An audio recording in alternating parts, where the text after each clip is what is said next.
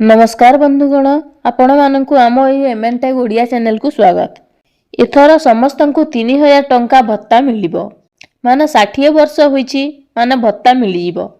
ता छड़ा विधवा भत्ता जे माने पाउथिबे सेमानंकु भी 3000 टंका मिलिबो। तेबे केबेठारु एहा लागू हेबो जा विषय रे मु अपडेट देबी। तेबे वीडियोटी को स्टार्ट करिबा। जेमिति कि आपण माने जानिछंती निर्वाचन पूर्वरु सरकार घोषणा करिथिले भत्ता जेउ माने पाउछंती समस्तंकु 3000 टंका मिलिबो, किंतु तांको कथा सरकार रखि नथिले। निर्वाचन जितिबार 4-5 मास परे मध्य सरकार वर्धित भत्ता देउ नथिले, किंतु कोन देले ना 80 वर्षरु ऊर्ध्व जेउ माने अछंती सेमानंकु 3500 टंका देले एवं जेउ माने 80% विकलांग होइछंती सेमानंकु मध्य 3500 टंका देले। किंतु खूब शीघ्र जेउ माने 60 वर्ष माने भत्ता पाउछंती माने सेमानंकु 3000 टंका मिलिबाटा निहाती।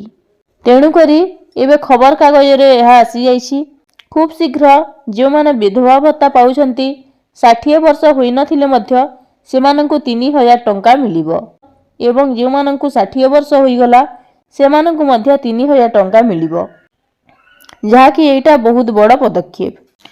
आहुरी पूर्वरु एहा मध्य आसीबार थिला, तो जहा भी हेउ खूब शीघ्र मिलिबो 3000 टंका भत्ता।